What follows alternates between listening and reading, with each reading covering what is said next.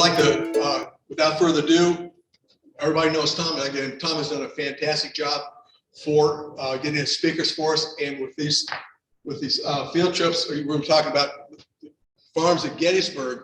Tom, we went and we sold the books. Tom gave us a couple of us a little trip, a tour of what it's going to be like at the farms of Gettysburg. We're looking at in early spring or late spring, have Tom do a caravan with all the farms that we can go and with Gettysburg like we've done before.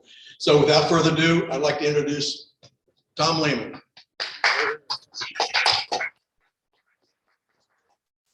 Wait a minute. Well, when I decided to put this program together, just the last couple of years ago, there's so much emphasis on the battles and so forth. But think about what was the impact of the people that lived in that town during those specific 3 days. So what I'd like to do tonight is take you on a journey back in time with me, and we're going to look at about 14 farms that were impacted one way or another. And for the 2,400 citizens that lived in the town of Gettysburg at that time, their lives are changed forever. It's never going to be the same. So with that, I'd like to go to the title of my program is called Fields of Glory. Let's hear their stories. So let's go to the next one then. Now here's a map here, and basically in here are some of the farms that we're going to be looking at tonight. There are a lot of them on the Emmitsburg Road and a few on the Tawnytown Road. So let's start with the very first one here. The Thompson House.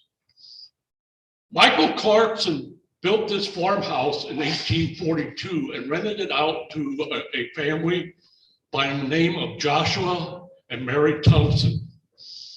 The problem was Joshua was a drunk, and eventually he deserts his wife and 7 children to live in this house by themselves. Eventually in 1854, Michael Clarkson decides he needs to sell the house. He's in financial trouble. So he approaches his famous and most popular friend that he had, Thaddeus Stevens. How many have ever heard of Thaddeus Stevens? Okay, he was an attorney or a lawyer for Lancaster. So and also Thaddeus Stevens was the executor to the Thompson estate at that time. So he says, this house is going to go up in sheriff's sale. Would you be interested in buying it? So when the sheriff's sale came up, he bought it. So I'm going to ask you a question, and you need to raise your hand. How much do you think he paid for the house at the sheriff's sale? How much? $1. No, more than that. 53. He paid $16 for that house. So him and Mary Thompson became the co-owners until Thaddeus died. At the time of the battle, Mary was 70 years old, living in the house here. And on July the 1st, 3 pieces of Union artillery on the opposite side of this house that you see now, on the opposite side, firing into the 12th North Carolina Infantry. They started with 180 men, and by the time that the barrage was done, they were down to 30. The Confederates eventually overrun the Union, driving through town. They take over this house here. This house became General Lee's headquarters. Now, he only stayed in the house one night because most of the time he was out on the field. After the battle was over, Mary and her neighbor took care of the wounded soldiers that were brought here to the house at that time. So, and then she died in 1873. Let's go to the next one. Now, before I go to this one, I want you to think about something. You take notice, I have on here, the acreage of the farm. The acreage of the farm tells you how wealthy the families were that owned that farm. Okay, and a lot of the farms that back then, not only did they raise like corn and wheat and oats, but they also had a lot of orchards. And the two main fruits that were grown at that time were apples and peaches. This is the end, and by the way, 1 acre of land is almost the size of a football field. Okay, so keep that in mind. So Edward McPherson, he inherits this farm from his father in 1858. And he rents it out to a Mennonite family by the name of John Slentz.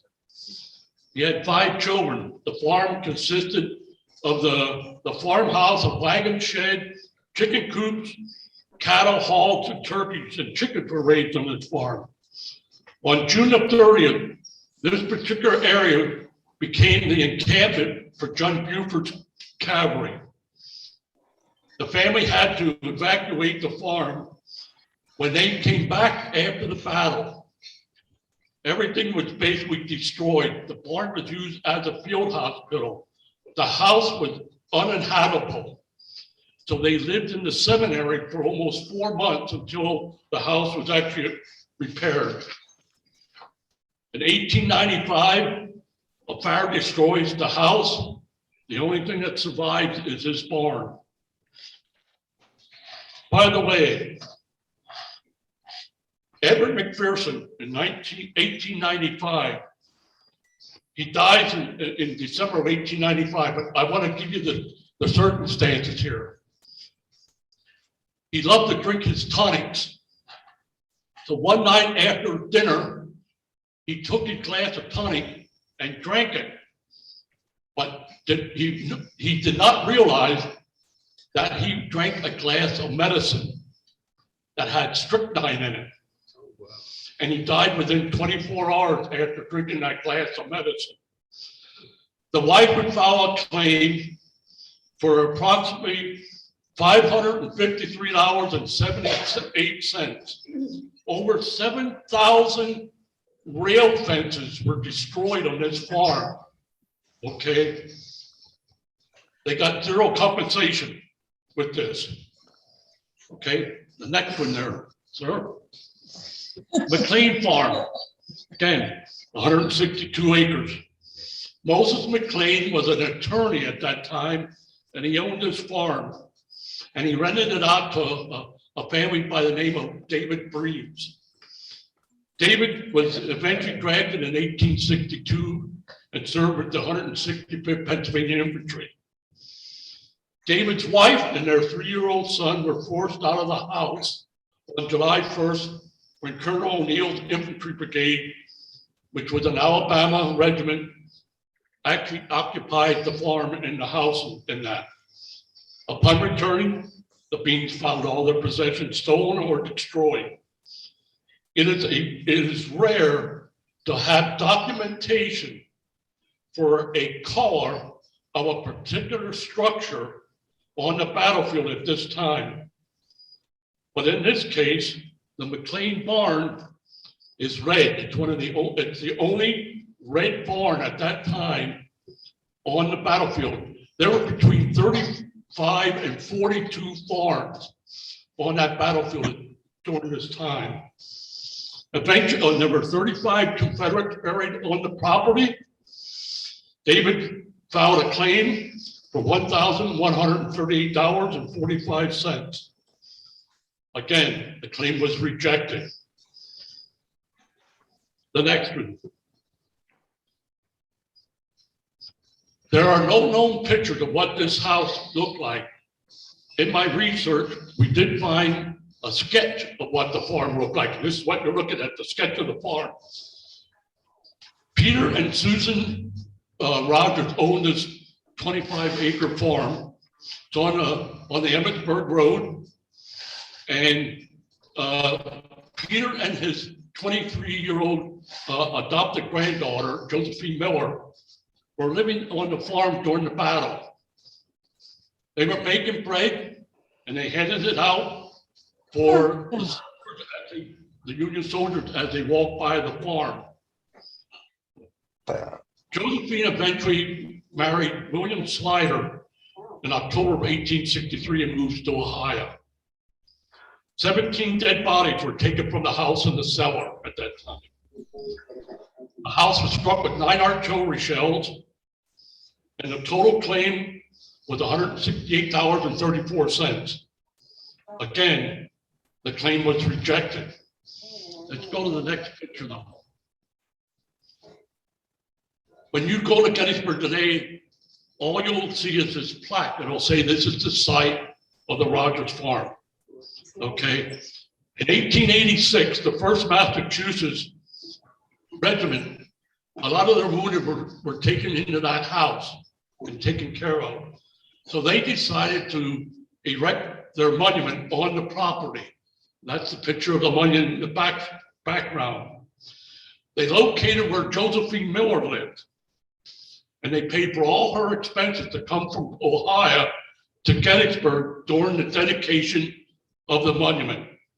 They also found out that in the house was still the old cast iron stove that she made the bread. So they brought the stove out of the house and put it in front of the monument and had her stand aside of it when they took her picture. They also then gave her a medal and so forth and thanked her for such a gratitude of what she did for their soldiers during the battle and so forth, taking care of the wounded. The next one. This is located right next to where the Rogers Farm would have been. This is about maybe 200 yards. This is Reverend Joseph Scherfy. He was a German Reformed Brethren minister, and he bought this 50-acre farm. He and his wife, Mary, raised 6 children on this farm. He planted, in 1850, he planted a large orchard of peaches. And then eventually he bought 4 more acres of peaches across the road, which today is called the peach orchard and so forth. His peach orchard would become a landmark because he started selling peaches on a commercial basis. Altogether, he had 16 acres of orchards, of peach orchards. They also sold wheat and so forth. On July the 1st, as the Union Army are walking past this farm, Joseph Scherfy and his wife placed a large tub of water out on the Emmitsburg Road and kept giving the soldiers a tin cup full of water and he'd keep replenishing the tub as it was depleting. His wife and their daughter would make bread and serve it to it. The house would eventually be occupied by General James Graham's brigade. And also, this is where William Barksdale's brigade would actually be passing on this property. On July the 2nd, the family had to evacuate. And upon returning, they found the barn was burned to the ground. Of these 7 artillery shells struck the house. 48 dead horses were laying on the property. They had roughly about 33 wounded dead soldiers buried on the property also. Upon entering the house, they found bloody clothes and filth all over the house. All their clothing, towels, linens were all gone. They had 4 feather beds that were never used, but they were soaked with blood during that time. They filed a claim for $2,500 and they were never compensated. The next one. Again, the only thing that's on the battlefield today is the foundation. But I located a picture of what the house looked like, and this is the Flint family standing in front of the farmhouse. John Wentz owned a 15-acre farm, and at the time it was his wife, Mary, and they were both in their 70s. They had 2 children, Susan and Henry, and they were both grown at this time. Henry worked in the carriage industry, and eventually in 1855, he moves to Virginia. With the outbreak of the war, Henry joined the Confederate Army and was assigned to Taylor's Virginia Artillery. Taylor's Artillery took up position on the Wentz farm on July the 2nd, and not knowing if anybody was at the farm, that evening, Henry went inside the house and discovered his father was sleeping in the corner of the cellar. He didn't want to disturb him. So what he did was he lit a candle and left a note saying, "Goodbye and God bless you," and pinned it on his father's lapel coat that was hanging by the door. John Wentz died in 1871 and his wife died in 1870. Again, they filed claims for roughly $538 and they never got any kind of compensation. The next farm. Peter Trossel. Peter Trossel owned this 134-acre farm. His son, Jacob, and his wife, Catherine, lived on the farm at this time. They had 9 children at the time of the battle. Jacob did not have a good reputation. Jacob was incarcerated in a lunatic asylum due to his tendency that he enjoyed getting into fistfights all the time. So eventually, as the fighting escalates, the Trossels were forced to leave their house. On July the 2nd, Union General Daniel Sickles, 3rd Corps, was driven back to this farm from the Emmitsburg Road. The 9th Massachusetts Artillery was ordered to halt the advance of the Confederate infantry. The battery was cut to pieces and overrun by a counterattack. General Sickles was mounted on his horse when an artillery shell exploded and a piece of shrapnel struck him in the right leg. He was taken off the field, and on July 4th, his right leg was amputated. Several days later, oh, you want to go to the next picture now. Several days later, after the battle, a journalist visited the farm and reported the following. Every foot of the ground was covered with men numbering about 70. There was clothing, cartridge boxes, canteens, guns, bayonets, and cannonballs scattered all over the farm. Over 100 dead horses were found on the property. Upon returning, the Trossels found their home was ransacked and most of their possessions destroyed. Peter filed a claim for $2,500 in damages. Again, no compensation. Daniel Sickles would then become one of the organizers to form the Gettysburg National Military Park, and he was one of the first guides there. Eventually, in 1899, the heirs of the Trossels sold the farm to the Gettysburg Military Park for $4,500. Okay. This is my favorite farm, okay? This is the only one where you cannot take a bus on here. If you go on there, you have to drive a car. This is George Rhodes' farm, and he owns this 230-acre farm. At the time of the battle, George's son, John, lived on the farm with his family, along with another tenant, Francis Ogden, and his family. A total of 17 people were living in this house during the battle. A section of this farm included what they called the Rosewoods back then. So they had called the wheat field. On July the 2nd, more than 25,000 troops from both armies would cross this property. And between 4 and 7 p.m., close to 7,000 casualties would lay on this property. 1,000 bodies were buried around the house. There were 175 graves behind the barn. 12 officers were buried in the garden, and 33 Confederates were buried 50 yards from the house. George, John, and Francis would file damage claims totaling $4,500, but were never compensated. The family was forced to sell the property. The next picture there is the Bryan farm. Abraham Daniel Bryan bought this farm in 1857. You can see it's only 12 acres. And he was married to his third wife who was living with him at this farm. This 12-acre farm grew wheat and barley, and he had a small orchard of apple and peaches at that time. Abraham and his wife and 5 children lived in that 2-story house.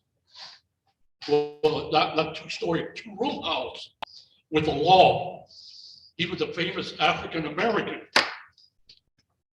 The farmhouse would become the headquarters of General Alexander Hayes during the Union Division of the Second Corps. Upon returning to the house, Bryan finds it ransacked again. His fences are gone. Crops and orchards were 90% destroyed. Bryan would file a claim for $1,100 to the government. He was one of the only ones that got a compensation. He got $15. But Bryan was one of the fewest farms who would rebuild his farm. He died in 1879. This is part of his barn, and this on the right-hand side, there's close to 150 bullet holes in that barn wall there, in that little section that you can see there. So this is my newest addition. This is the first time I've done this farm here. This is William and Adeline Bliss's farm, and he bought the farm for $1,906.85 back in 1857. He and his wife would move from upstate New York looking for a warmer climate environment for their children and themselves, because 3 of their 5 children died because of the cold weather in New York. At the time of the battle, they were in their 60s. They fled the house on July the 1st. This farm is located right in the middle of the Union and the Confederate line. It's halfway between Seminary Ridge and Cemetery Ridge and so forth. So on July the 2nd and 3rd, some of the fiercest fighting would take place on this farm. The farm would change hands 10 times during those 2 days. The Confederate sharpshooters would occupy the farm and the house during the daytime hours, and then the Union would take it over in the evening time. On July the 2nd, at the assault on Little Round Top had taken place, fighting here at this farm intensifies. By mid-afternoon, Brigadier General Alexander Hayes gives the order to Sergeant Charles Hickok of the 111th New York Infantry to go and tell the 14th Confederate Infantry to burn the farm completely. That way, the Confederates would not occupy it anymore. I want to stop here for a moment, because all the farms that were on this battlefield, when the families came back to their farms, they came back to something. When the Blitz came back to their farm, they came back to nothing. They lost the barn was burned to the ground, the house was burned to the ground. William tried to sell the house for $4,000, eventually sells it for $1,000 to Nicholas Cordova. He filed 2 claims for $3,256.05. I will get into that later on in the program. The family eventually moved back to New York. William would die in 1888, and allegedly he said before he died, quote, "Let it go.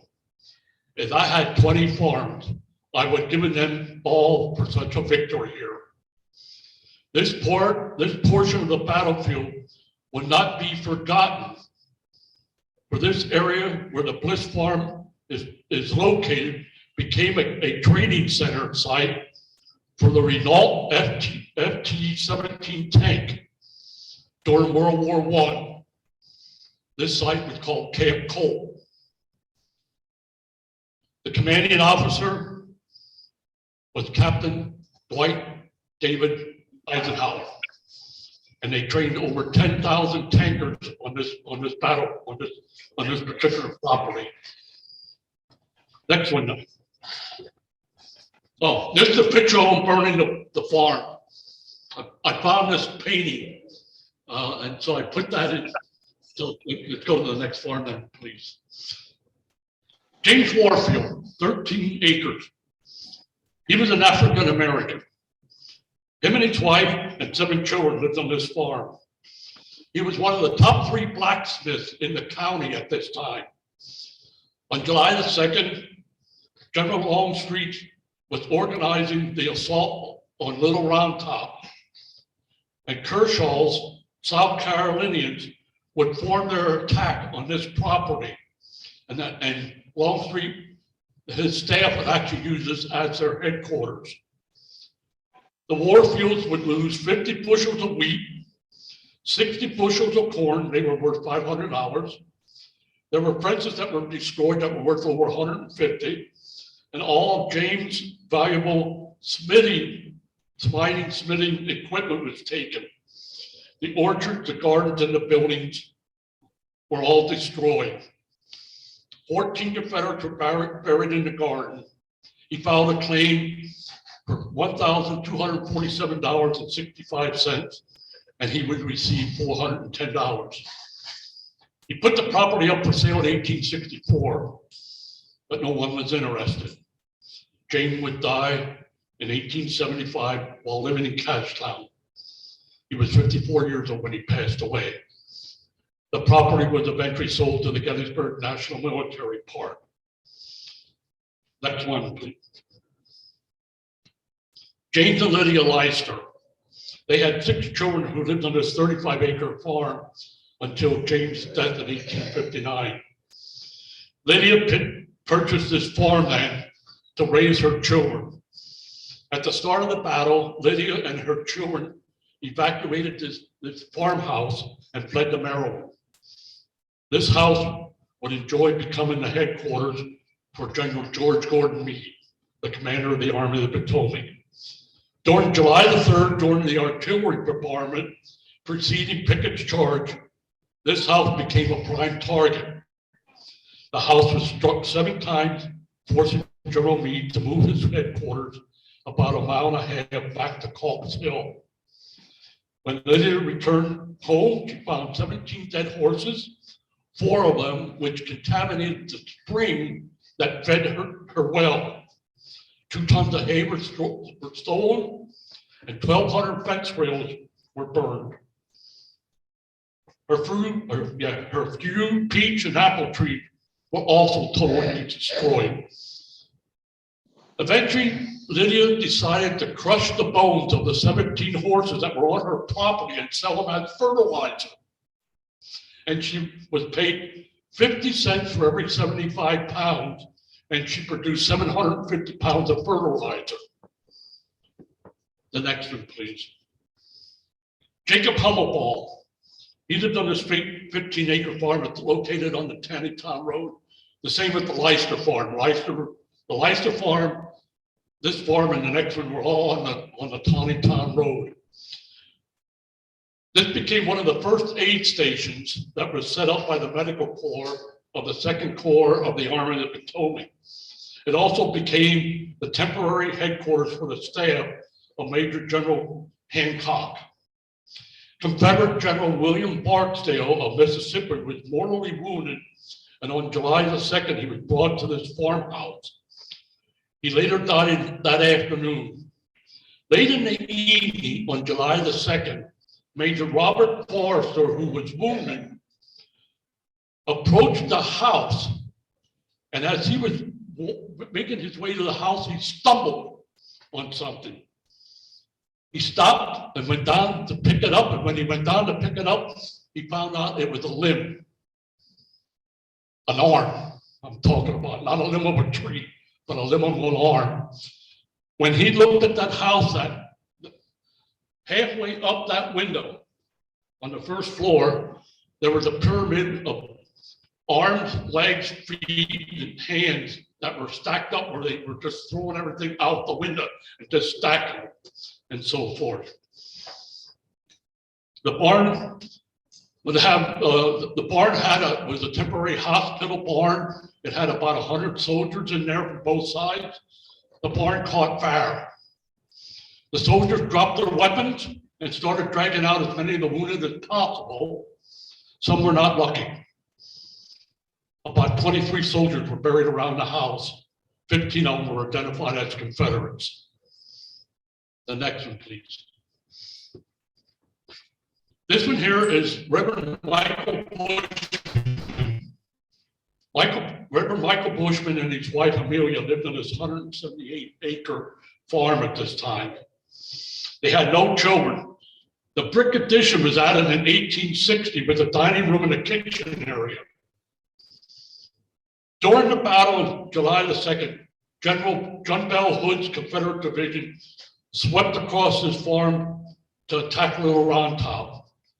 General Wood may have been wounded on this property.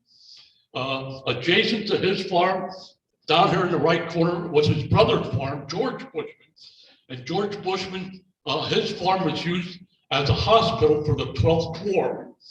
There were about 1,200 wounded soldiers on George Bushman's farm. 150 amputations took place on that farm during July 2nd and July 3rd. The Bushmans would both file claims totaling $717.50. There's no record that they received any compensation. Next one there, Rick. Peter Fry. Peter Fry rented this 40-acre farm to the family of Richard Brown. Because of its location on the Town Road, it is assumed that it was used as a temporary field hospital by the Union Army. In a claim filed by Peter Fry for damages after the war, he stated the losses was $1,250. On January 1865, the farm was purchased by a man by the name of Basil Biggs, an African American. Prior to the war, Basil was said to be an active role in the Underground Railroad. At the time of the battle, he had a farm that was located near March Creek. Basil would file a claim for damages on his farm for $1,000. Basil Biggs was a butcher by trade. After the battle, Basil Biggs was awarded the contract to exhume the bodies of the Union soldiers on the battlefield for $1.25 apiece to relocate them to their new location, the National Cemetery. Basil died in 1906 at the age of 86, and was buried in the Gettysburg Lincoln Cemetery. Approximately 122 Union soldiers were buried around the vicinity of the farm. Let's go to the next picture here. This is a picture of Basil Biggs and his family on the Fry farm. Then we can go right away to the next one. This is the Lincoln Cemetery. At this time, there were 35 African American residents of Gettysburg that served in the United States Colored Troop. And the question is, why were they not buried in the National Cemetery like the rest of them? And here are some of your answers. First of all, it would hamper reconciliation. Remember, this is 1863. We still got 2 more years of fighting. So the slavery issue is still in the back of their mind yet. The second was to share memories. The third was reverence. But the fourth and most important one is they were still not equal to the whites. So what happened is Basil Biggs and 2 other African Americans bought this half-acre land for $60, and it was called the Goodwill Cemetery. And they were, their organization, the three of them, their organization was called the Sons of Goodwill. A portion of the land was eventually sold to the Lincoln Lodge 145, an African-American Elks Lodge. And that's why the cemetery is now called the Lincoln Cemetery. The care for the cemetery was transferred to the AME Zion Church, and then in 1997, there was a committee formed, which called the Lincoln Seminary Project Association, to help preserve the cemetery. They had to put a fence around it because they were vandalizing the cemetery. You cannot just walk in there, it's locked. You gotta get permission. Somebody comes and locks the gate, and then you can go in there and so forth. So, in closing, this is what I want to share with you, okay? Many claims back in that time were submitted to the government for reimbursement. First, they had to be submitted to the state government, and then the federal government would look at the claims as a second thought. So in 1861, Senate Bill 1329 was introduced. It was to authorize payments by the Pennsylvania State Treasury Department and the Attorney General of Pennsylvania for damage claims. They would review the claims and decide who was going to get the money and what for. The bill was amended in 1863 and again in 1864. And after a lot more controversy, the bill was finally passed in 1868. The residents and the farmers of Gettysburg filed over 812 damage claims totaling $552,383. They were awarded $25,000. In comparison, according to the 2019 Consumer Price Index, those claims would have been $8.8 million today, and the compensation would have been $250,000. The destruction was decided the destruction was due to the actual war, and the claims were first filed with the own state. Thus, the necessity was to determine who destroyed the property, the Union or the Confederate soldiers, to qualify for reimbursement. Now, I'd like to just real quick go back to the Bliss farm. William filed this claim for $3,280 some. Eventually, in 1888, 25 years later, he is awarded the full amount. The problem was they both died before they could even receive the money. In 1903, it was decided they had to return the money back to the federal government. So that's what happened with the Bliss family. So let's go one more slide. So that's the end of my program. I don't know if you have any questions. I'll try to answer them. But first of all, I want to thank you for, I hope you learned something. Okay, like I say, so much focus is on the battles and but what impact did it have on the people that lived in that town? That was my focus. So with that, I want to say thank you. I hope you have a nice Thanksgiving, a nice Christmas season. Thank you for supporting this organization. Thank you for supporting me in the speakers that I try to get the best I can. And I hope everybody's satisfied. If not, I have a complaint department up here.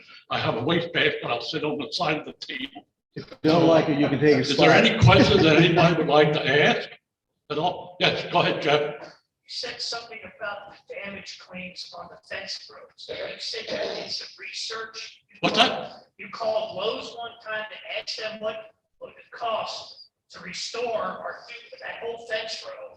The price now compared to what it would take. Right. Just to give When they roll through their claims and stuff, and try to get money to restore everything. Yeah. And I think you even said you even called them. and said, But just to give you an example, a fence, that one farm lost 7,000 fence rails, okay? Now, when they filed their claim, everything had to be itemized. Okay, you just couldn't say, I want to file a claim for $1,200. They had to say what they lost and how much all the stuff was worth. So the 7,000 fence rails were worth $700, like 10 cents a piece. I called Lowe's and I asked them, how much does a 8-foot fence rail cost today? $16 a piece. So you take 16 times 7,000, and now you'll see how much those fence rails cost in today's market price and so forth. So, good question. Okay, somebody else? Yes, sir. Tom, I forget which one of the farms you mentioned, but there was one where there were 13 officers buried and I forget how many considerable more enlisted men. When they exhumed those bodies, what was the process for identifying them? Do you know? They did have dog tags back then, okay? That was the Rose Farm. But now, how they identified them, most of the time, from what I read, they would always put something in their boot or their shoe with their name or something on it, okay? And then when one thing I wanted to mention, on the Rose Farm, when they buried 1,100 of them around the farmhouse, well, they were buried in shallow graves, okay? The graves are that shallow that when you walk, you could feel the bodies under your feet pressing. And there were actually hands sticking up out of the ground, feet sticking up out of the ground, even the head sticking out of the ground. I'll get with you in a minute. There were over 7,000 horses found on that battlefield. They did not take them off for up to 6 weeks after the battle. Could you imagine the smell? The first priority was to take the Union soldiers off the battlefield and bury them properly. What about the 3,000 and some Confederates were on there? They were on that battlefield until 1873, Oh, until they finally raised money to send some people up from the South to exhume what was left of their bodies, try to identify them, and send them back to their hometowns. So they were, the Confederates were not fortunate. They left them there. Okay, there are 8 Confederates buried in the National Cemetery by mistake, and there are actually 2 African Americans buried in the National Cemetery by mistake. One of them was with the first U.S. regulars. So when they erected the section for Vermont, he was buried with the Vermont soldiers there. So he was an African American. He really shouldn't have been buried there, but because they buried them all in one section, he got lucky enough to be buried there and so forth.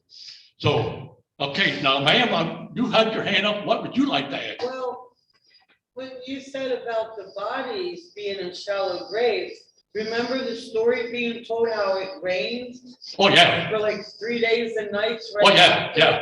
Well, So how was that? Like bodies? well, back in 1999, 1918. 1999, Oh, okay, where the railroad cut is, okay. that goes on the first day's fighting, it was raining and it actually washed ground away from the bank that they uncovered skeletons of soldiers there. Oh, my gosh. Yeah, 1999. 1999. I remember. And then they, right now, if you go to that railroad cut, they actually have a marker down along the railroad track where they found those bodies. I should have brought this along. I have a record of different years, all the way up until 1961, where people were plowing their fields and uncovered a body. Mamie Eisenhower in 1957 asked one of her gardeners to dig a section to plant a garden. He started digging and he uncovered a Confederate body there. She told them, cover the body up, leave him where he's at, and so forth. They were actually macadaming roads, and when they dug up the roads to put macadam down on some of these roads, they uncovered I think at one time there was one place where they uncovered 20 bodies, 20 skeletons of soldiers. Were they in a mass grave? Yes, that was a mass grave situation. Yeah, and that's what they did a lot of, mass grave burials and so forth. So, yes, sir. You mentioned the bodies found in the burial ground. Now, they were found by a park ranger from another park, I think it's Park What. They did that reported. They waited, and the next summer, they went and had them buried in the National Cemetery. But they identified it as kind of a unknown. So we get around the restriction of having Confederates buried in the National Cemetery. But they did have a parade, they brought in, I think he brought in 3 wives who were still living, and so were sold, where these were, second wives and late wives to get the pensions with them. So they did recognize, they actually buried in the cemetery, but under a kind of a, and not, of course, they're not in the circle. Right. They're buried around the block, they're buried around along with one soldiers who were buried there, and soldiers who were buried in that cemetery. Absolutely. See, when they buried, most of the time when they buried them in the temporary graves, they would stick a wooden stake and then write with a piece of charcoal or something, the name of the person that they could identify them in what outfit. Well, just think about this. If you have MA, okay, that's from Massachusetts.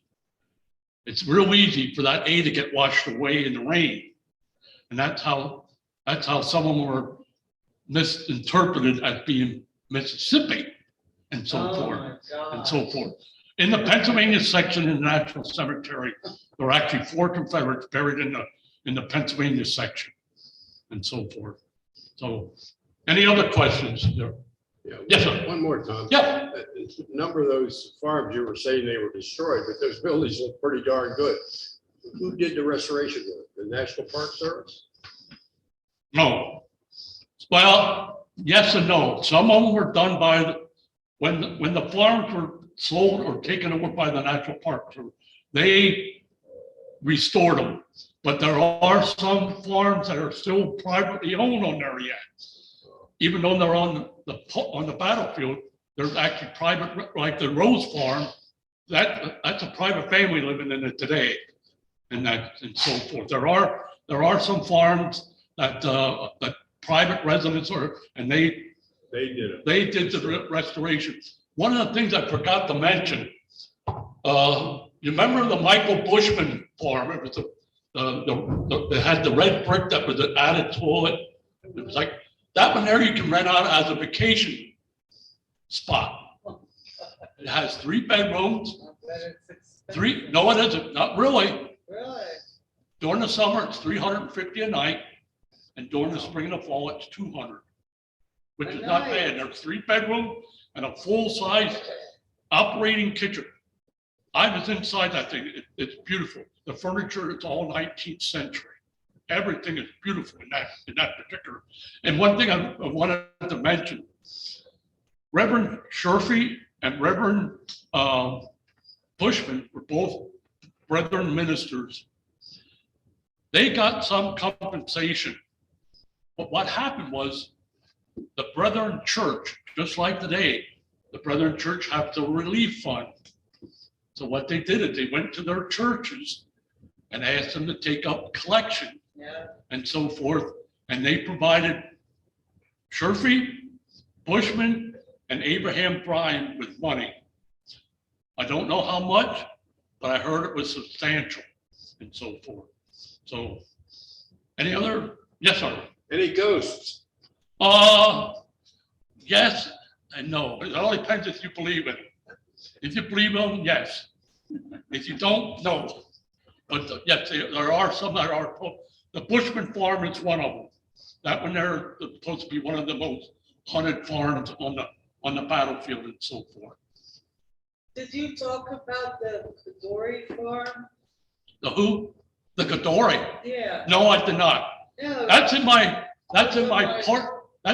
part two program that I've been asked to work on for 'cause that's the next couple of years. That's a red barn. Yeah, yes, but it wasn't originally. It was not originally. Okay.